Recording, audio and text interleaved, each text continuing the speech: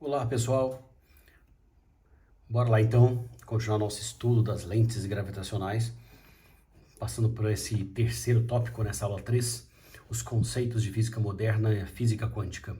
Nosso objetivo agora é tentar abordar alguns conceitos importantes da quântica que mudaram o nosso entendimento da luz. Até agora, nós vínhamos estudando a luz como uma onda eletromagnética, mas lembrando das considerações corpusculares newtonianas. Esses conceitos serão retomados com a física moderna a partir de algumas descobertas extremamente importantes. E nossa intenção agora é abordar essas descobertas e como elas trazem para nós o entendimento da partícula, o entendimento da luz como um pacote de partícula-onda, um quantum de energia. Então, antes de mais nada, um primeiro evento importantíssimo é o entendimento da emissão de luz do corpo negro. A emissão do corpo negro não era bem entendida, só o Max Planck conseguiu uma abordagem quântica que realmente atendesse às expectativas desse fenômeno, da explicação desse fenômeno. A emissão do corpo negro ela tem uma característica que pode ser observada nesse gráfico. Nós notamos aqui que à medida que a temperatura é cada vez maior, a emissão de energia também é cada vez maior. Nós podemos notar quatro curvas desenhadas aqui. Uma curva de emissão de um corpo de 6.000 Kelvin, que é a temperatura aproximada da superfície do Sol. Uma outra curva de emissão de um corpo que se encontra a 5.000 Kelvin. Uma curva de 4.000 e uma curva de 3.000 Kelvin. Observem que o pico dessas curvas são maiores quando também são maiores as temperaturas. Esse pico mostra a intensidade de emissão. No entanto, podemos observar no eixo horizontal, em que nós notamos o comprimento de onda, que quanto maior a temperatura, menor o comprimento de onda preferido de emissão, ou seja, maior a frequência preferida de emissão. Isso significa que maiores temperaturas emitem preferencialmente em maiores frequências e menores temperaturas emitem preferencialmente em menores frequências, o que pode ser notado por essa curva tracejada que liga os picos das curvas de emissão. Isso pode ser entendido então de duas formas. Primeiro, na descrição desse fenômeno. A potência total da radiação emitida por unidade de área, ou seja, cada metro quadrado tem uma quantidade de radiação emitida. Essa quantidade de radiação emitida chamamos de intensidade, que é a quantidade de energia em cada unidade de área. Essa quantidade de energia por unidade de tempo, que nós mediríamos então em joule por segundo em cada metro quadrado. Essa emissão de intensidade de energia, essa potência total de radiação emitida por unidade de área, aumenta com a temperatura. Introduzimos esse conceito em termos de dinâmica, em que denominamos lei de Stefan. A lei de Stefan, que pode ser escrito assim: a emissão de energia do corpo negro é do formato emissividade vezes sigma vezes temperatura absoluta elevada à quarta potência, sendo que a emissividade é igual a 1 para o corpo negro e sigma é a constante de Stefan Boltzmann. Bom, o comprimento de onda de emissão máxima, pico da curva, se desloca para menores valores com aumento de temperatura. Isso é conhecido como deslocamento de Wien.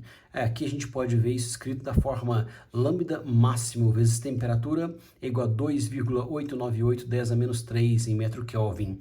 Observa que então, se esse valor é constante, quanto maior o comprimento de onda, menor a temperatura de emissão. Quanto maior a temperatura de emissão, menor comprimento de onda. Notamos isso aqui. Temperatura grande, 6.000 Kelvin, comprimento de onda pequeno. Temperatura pequena, 3.000 Kelvin, comprimento de onda grande. Bom, um segundo evento importantíssimo para o entendimento do comportamento da luz é o efeito fotoelétrico. Efeito fotoelétrico que já havia sido identificado antes, mas que foi finalmente matematizado pelo senhor Albert Einstein. O Einstein, mais uma vez, contribuindo aí para a evolução da física moderna. O fenômeno do efeito fotoelétrico pode ser observado com um raio de luz, quando uma onda eletromagnética incide uma placa metálica arrancando elétrons. Esse artifício aqui, eletrônico, ele estabelece uma diferença de potencial, estabelecendo então um polo positivo e um polo negativo. Aqui o amperímetro, que é capaz de identificar uma passagem de corrente elétrica. Aqui, então, maior potencial, menor potencial. E nessa placa aqui, nós atiramos luz e podemos notar a emissão de fotoelétrons. Para que haja emissão de fotoelétrons, é preciso que seja dada energia para esse elétron, para que ele consiga ser retirado da placa metálica. Mediríamos, então, a energia cinética que deve sobrar para esse elétron após fugir completamente da placa. Essa energia é medida, sim, por essa equação.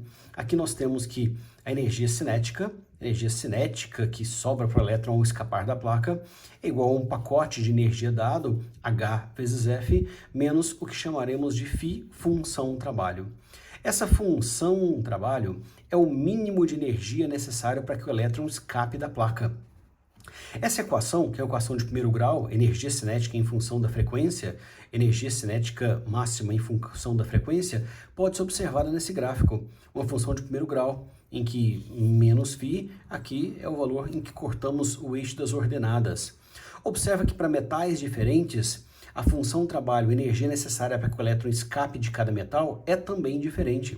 E para metais diferentes, a energia mínima, que é aquela em que a energia cinética de fuga acaba sendo zero, ou seja, o elétron para ao alcançar o infinito, também possui valores de frequência diferentes. Essa frequência é a chamada frequência de corte.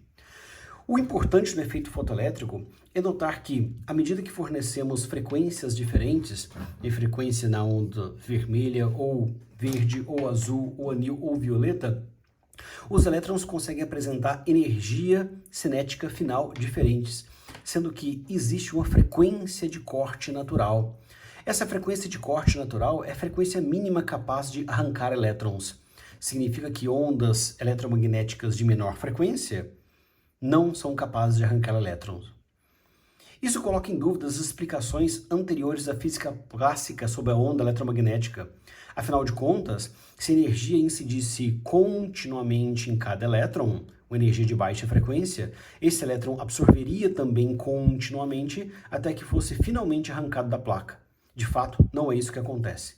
De fato, o que parece acontecer é que pacotes pequenos nunca serão capazes de retirar o elétron da placa, trazendo a ideia de quantização de energia.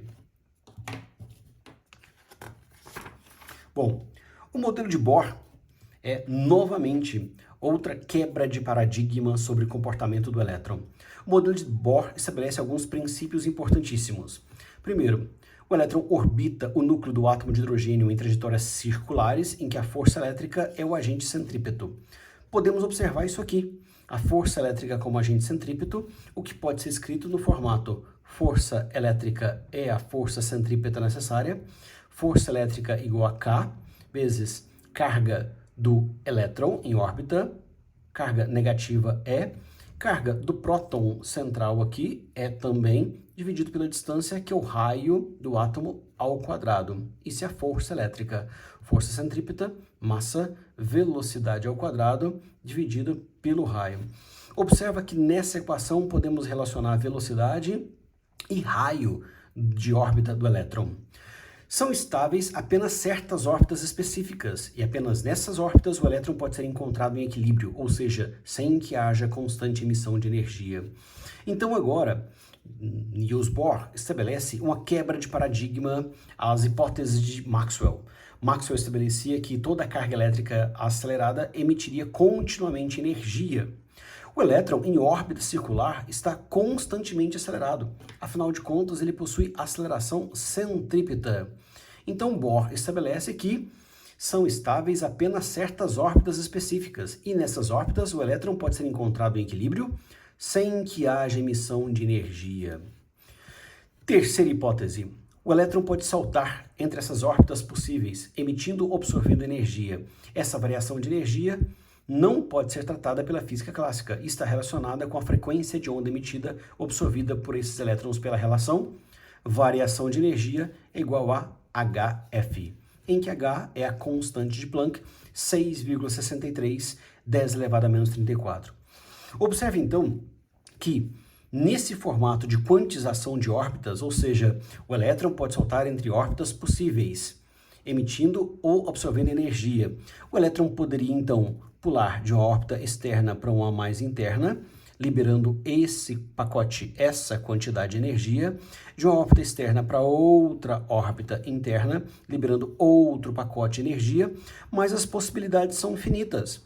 Observa que nessa figura, com 3 órbitas possíveis, o elétron pode ter essa queda e essa segunda queda. Assim como em uma órbita mais interna, a partir da absorção de energia, o elétron também pode fazer um salto para a órbita mais externa.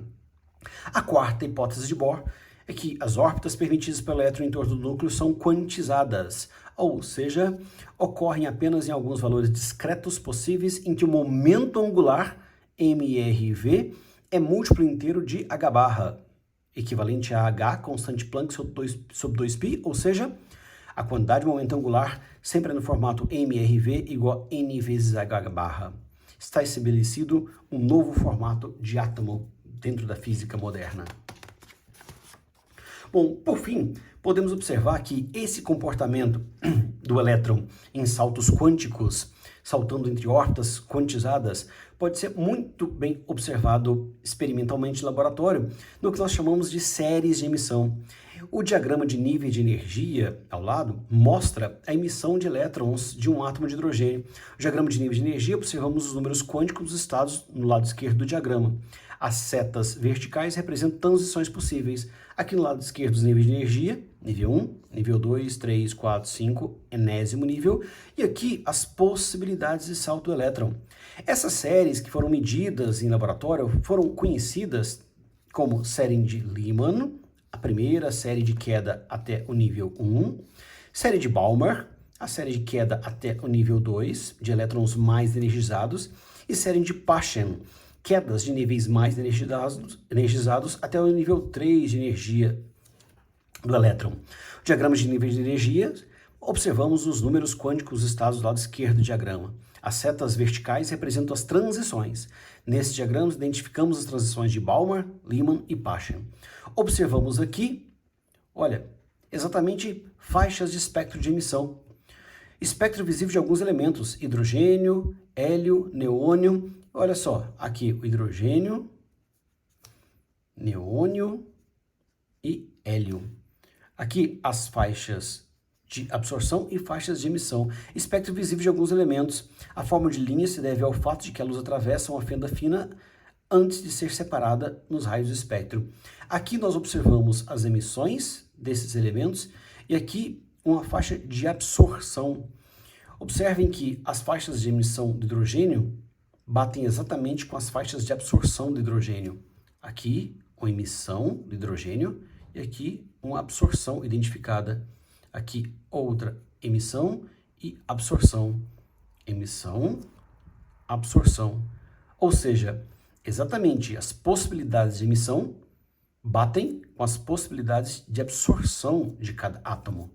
Afinal de contas, se observarmos essa hipótese de quantização de órbitas, o elétron pode saltar de um orbital externo para o interno, fazendo uma emissão, assim como pode ter uma absorção de mesmo tamanho, fazendo um salto novamente da mesma órbita interna para a externa. Bom, é isso aí. Temos agora modelada uma quantização da emissão e absorção de energia por meio de ondas eletromagnéticas. Ou seja, a física moderna, por meio da física quântica, estabelece agora a quantização dos pacotes de energia. A luz não seria apenas uma onda eletromagnética que se propaga no formato C igual a lambda F, mas pode ser entendido também como um pacote de energia que se propaga em um pacote de tamanho E igual a HF, sendo F a frequência da onda eletromagnética e H a constante de Planck. É isso aí, pessoal. Até a próxima, então. No próximo capítulo, partiremos para relatividade especial e relatividade geral. O tópico exatamente mais importante de agora em diante no nosso curso.